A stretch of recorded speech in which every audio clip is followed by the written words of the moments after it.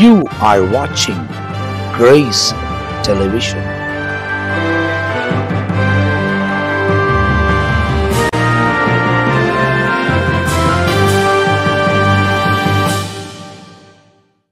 ஆண்டவரும் மறுமரட்சகரமாக இருக்கிற இயேசு கிறிஸ்துவின் நாமத்தில் இந்த காலை நேரத்தில் உங்களுக்கு அன்பின் வாழ்த்துக்கள். மறுபடியுமாக இயேசுவோடு பேசுகின்ற நிகழ்ச்சியில் உங்களை சந்திப்பதில் நான் மிகுந்த மகிழ்ச்சியாக இருக்கிறேன். கர்த்தர் நம்மை ஆசீர்வதிக்கிற தேவனாக இருக்கிறார். கர்த்தருடைய இரக்கங்கள் பெரிதாக இருக்கிறது. அதனால் அநேகர் இந்த வசனங்களை கொண்டு ஆசீர்வதிக்கப்படுறாங்க.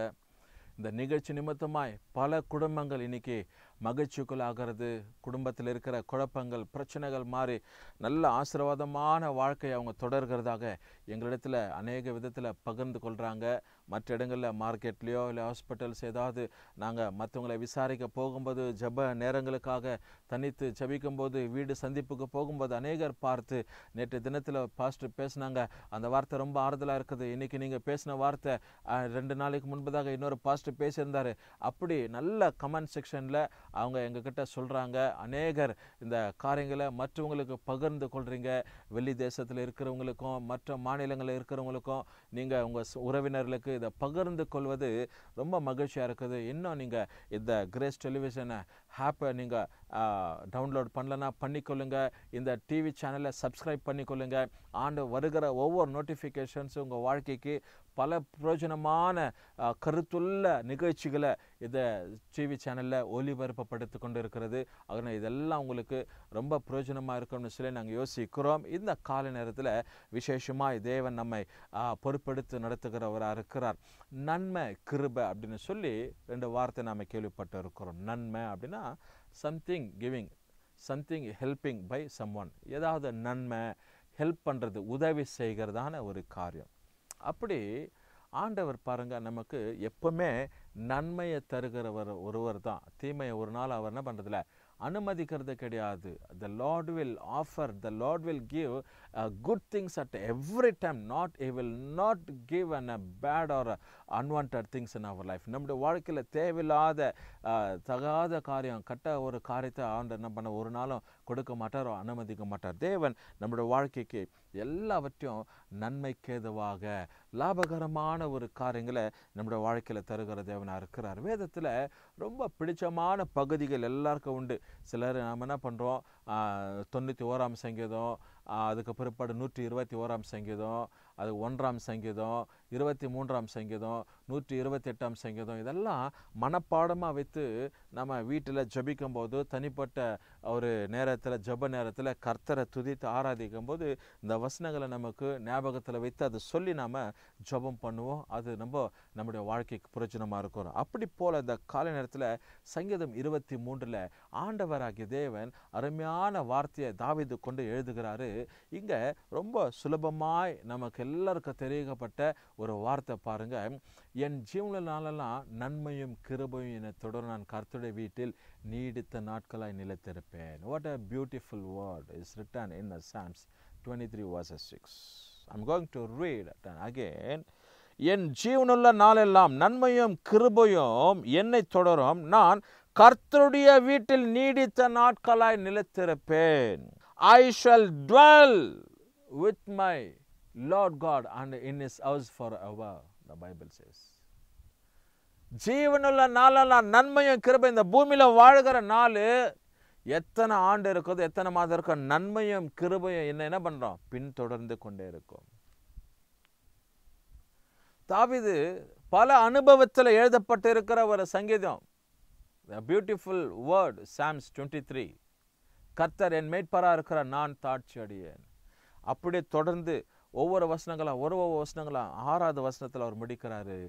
என் ஜீவன் உள்ள நாளெல்லாம் நன்மையும் கிருபையும் தொடரும். இந்த பூமியில் நான் இருக்கிற நாள் வரைக்கும், இந்த ஆயுசு இருக்கிறவரையில நன்மையும் கிருபையும் என்ன பின் தொடர்ந்து கொண்டே இருக்கும். அப்படின்னா என்ன, தேவன் என்னோடு கூட இருந்து கொண்டே இருப்பார். நன்மையும் கிருபையும் கொடுக்கிறவர் அவர் ஒருவர் தான். தேவன் நிமித்தமாக தான் உனக்கு நன்மையும் கிருபை உண்டாகும். அப்போ அந்த தேவன் என்னோடு கூடவே இருக்கிறார்னு சொல்லப்பட்ட ஒரு அர்த்தம். அருமையான தேவச்சனமே, அதனால இன்றைக்கு இந்த வசனத்தை கவனிக்கிற உங்க வாழ்க்கையிலும் கர்த்தர் நன்மையை கொடுக்கிறவராக இருக்கிறார்.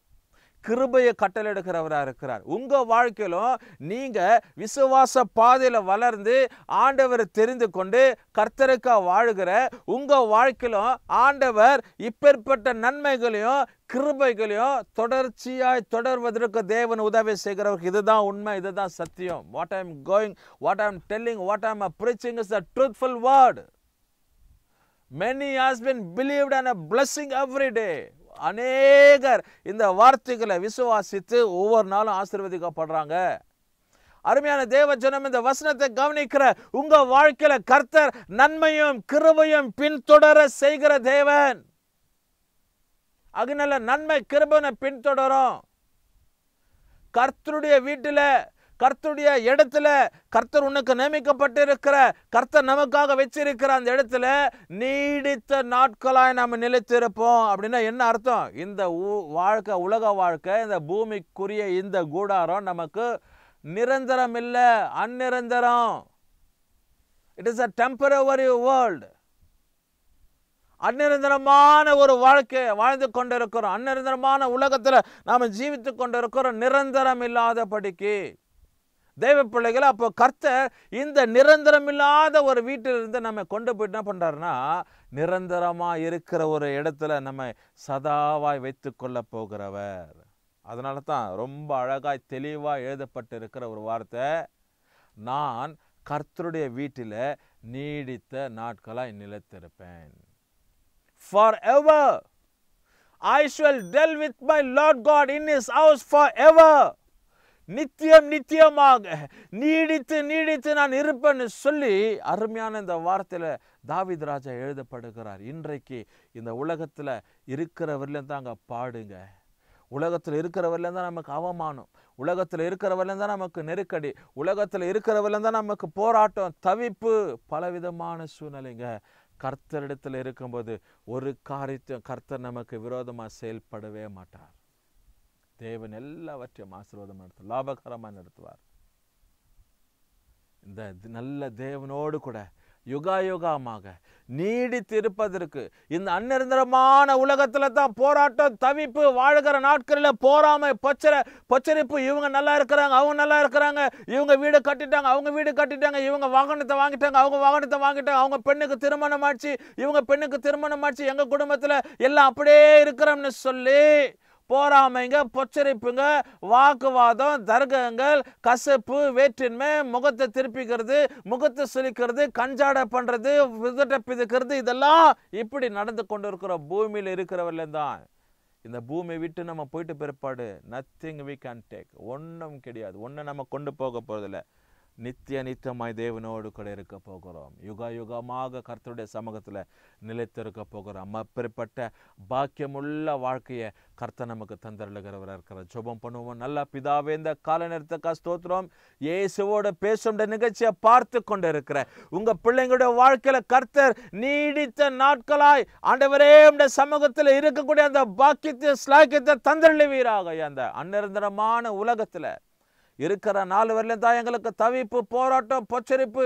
ஆண்டவரே தகப்பனே, தேவையில்லாத காரியங்களை குறித்து யோசித்து கலங்கி வேதனைப்படுகிற ஒரு சூழ்நிலை.